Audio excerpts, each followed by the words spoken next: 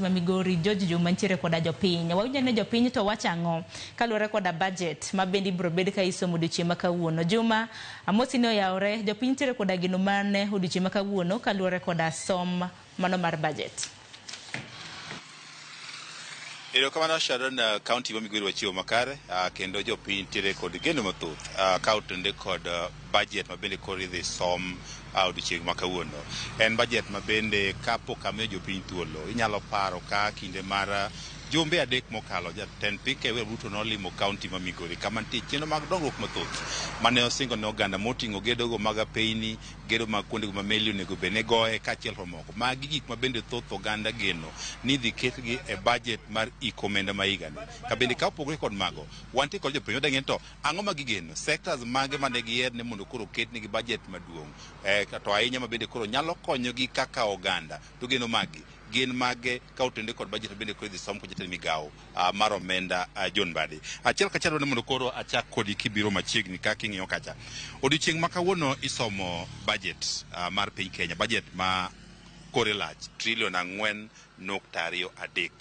In kaka japiny, kaka jadak e kaunti ma Migori, ang'o maduong' migeno e budget ni ka oluwore kod sectors monego mi omenda mathoth magi migeno ahinya to ahinya be kaka jadak e kaunti ma Migori?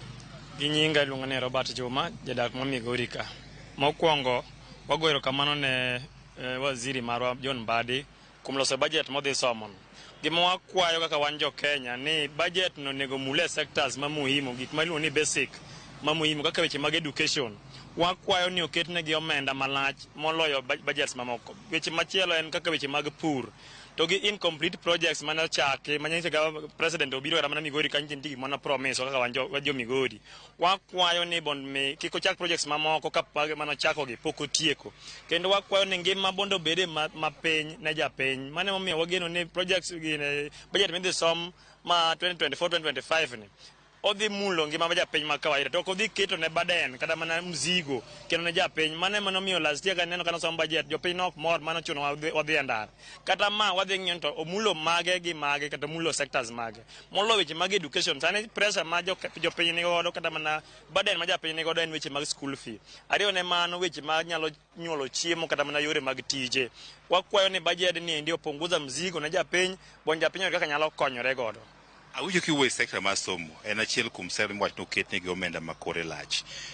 Kuonde mage midwa ni mondo ong'i ahinya, winjo ka kinde mokalo kata nitie ywak koni koni samoro omenda mar chulo mag penj nyalo bedo maonge kata no yande nitie ka iwacho ni inyalo ket. Ok ang'e ni sectors mage somo ka ahinya munene iwacho chulo fees samoro ma nyalo bedo ni nyadhi nyime. Udwa nokete nade? Government ma Kenya nego bed serious weche mag education. Ung'iyo weche mag CBC collapse nikech funds mimiyogi is not okrom gi project mar CBC. Mano kaka weche mag junior secondary gi dwani mondo migi omenda. Ariyo ne mano kene ng'iyo ndalo Kibaki, President Mwai Kibaki gi ndalo Uhuru somo bet ne cheap compared to sani mane weche mag CBC gi obiro. Mane momiyo wakwayo ni kinyalo mi education pesa moromo bon jonyuolo bedo gi pressure weche mag education to duoke omigi schools kata mana weche mag projects mag schools gi omigi pesa moromore gi somo ok ni migi pesa matin ma kiny ka kiny oriemb nyithindo kiny ka kiny nyithindo dhi dala. Wakwayo ni government oket maino e weche mag somo magero piny to kok nyal migi pesa to education system ma Kenya dhi collapse.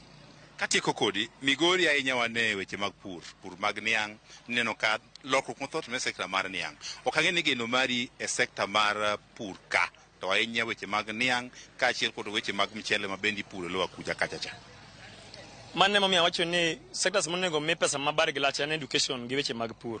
Sani basically jo Kenya no geno weche mag pur kech mane mageno ka konyruok nyalo yaye machiegni moloyo gimoro amora. Tich orumo Kenya ka maka ng'ato ok nyal jako yore mag pur. Mane momiyo wadwa ni inputs omi jopur mondo mi odhi mbele gi pur. Weche mag niang' ineno ka Migori ka en ndawa gi niang' gi weche mag mchele gi. Wakwayo government mondo mi omed manyonwa market. Mar ariyo industrialization ma gichako kaka manyatike ka chande odhi otiek obed complete bon mi gik ma jopur ogolo gi kaka ni products mogol after harvest oyud kama inyalo ketgi mowinjore. Ariyo ne mano gimany markets kech ok wanyal puro market be onge. Sani king'iyo weche mag Sony Sugar, Sony no collapse nikech ne en lwet government. Sani kaka omiye private sector wageno ka jopur nigi geno ni Sony biro chulo jopur kaka owinjore.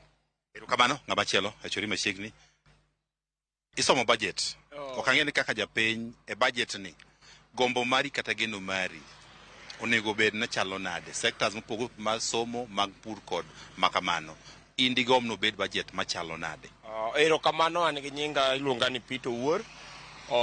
Ajadak ma Migori ka kendo aja Kenya. Wach mokwongo ang'eyo ni odiochieng' ma kawuono en odiochieng' maduong' kabisa ne moluor jatendwa mochung' ne weche mag omenda, ma jatend migawo mar omenda moluor William Bade. Odiochieng'ni duong'ne kabisa, chalo kaka odiochienge mar nyuol. To mokwongo adwa nago erokamano ne joma tindo ma nyocha owuok oko higa mokalo onyiso sirikal ni gik moko ok onego tim e yor apanda. Mokwongo amor gi Bade ni nyaka nodonj ofis, osekawo gigi oketo ma kata budget mosomo kawuono obedo machiegni gi japiny, kendo japiny nie gi ng'eyo kabisa. An akwayo ni nitiere kuok moko ma budget odhi malo kabisa, but nitiere gik moko ma ok ochuno ahinya. Kuom ranyisi yudo ka Kenya kae nitiere kaka pesa igolo iketo kata mana samoro yudo ni irenovate office kata mar jatelo moro makawo pesa mang'eny kabisa ma ok kony japiny kawaida. Iyudo ka milionde mag pesa ikawo nitere ir ot moro ma samoro jatelo moro mabede ma ok kony japiny kawaida. Ariyo ne mano, kata geche ma jotelo ringo go bedo mang'eny to gitiyo gi fuel mang'eny. Koro ma hinyowa wan kaka wajopiny, nikech gini onge kaka wan oduogo konyowa. Koro masani ni naneno kopogore nikech Mbade nyotemo okelo gik moko bedo e ground ma kata wan jopiny wang'eyo ni budget koro idhi som to nyalo konyowa yo machalo koda ma. An akawo teko mara mathoth akwayo jatend migawo mar omenda moluor Mbade ni okaw pesa mang'eny okete e weche mag somo kachiel kod weche mag thieth, nikech thieth ka kingima ka gik moko ditimre to sirikal nyocha chalo ka gima ogo kodwa punda e weche mag thieth, e weche mag sang'o, osiptal onge yath. Koro ka ne dhirowa ni ere kaka jo-Kenya biro dhi maber ka samoro weche mag thieth ok ong'i maber. Ariyo ne mano gin weche mag somo. Piny dongore to kata mana jatend migawo no ni kanyo nikech somo. Koro ka giketo pesa mang'eny e weche mag somo to biro miyo kata ma nyithiwa matindo bende biro machop kuonde ma gintiego to mana ka somo ka okony maber kabisa. Kawe e kaunti ma Migori somo teche dongruok mathoth ma samoro nochaki moko mugeno mage maduwer ne mondo budget ni ong'inu ahinya. Aparo ni wang'ni wanyalo ke budget ni kachako samoro kaka chako weche mag thieth. Nyocha neno ka Jaramogi Oginga Odinga osiptal maduong' nyocha ne nie bwo county government ma Kisumu, to sani nyaneno kochung' kar kende ma pesa moro nitie mano obedo allocated ne osiptande. Ni ariyo ne mane migochwa ka nitie nderni mang'eny mano pok oket ne pesa nyaka ne piny chakre, but e budget masani ni to nwaneno ka nitie pes moko matindo tindo moikne nderni moko ma samoro kolosi maber to wan kaka wajopiny wabiro bedo gi tich mayot, kech nderni gi nyalo konyo ohala gi tijewa mapile ka pile ma kendo pod wachak wagolo osuru makony budget no. Koro koket pes gi okel kaka nyo oteng gi ni to gik moko biro bedo maber kabisa. Mar ariyo jopiny biro yudo konyruok e weche machalo koda magi. Mogik madwa na tiek go en ni e sirikal budget midhi somni jatend migawo temo ne oket pesa ni mondo donjir japiny ma kawaida ma kata ka koro watiyo kode to wayudo ka wan bende ochopo irwa ma kata kwa golo osuru matin tin to dok kuno ka wan bende konyo wa mopogore kaka nyocha osebed kidie chien kuno. Erokamano. Pod wadhi od bura nitie ang' namiyo thuolo. Erokamano inyalo winjo mano pach moko moganda. Ageno ni kinde machuok pod wabiro thuolo mar dhi nyime kod wuoyo kodgi mar ng'iso gigo ma gigeno ka otende kod budget ma isomo odiochieng' ma kawuono.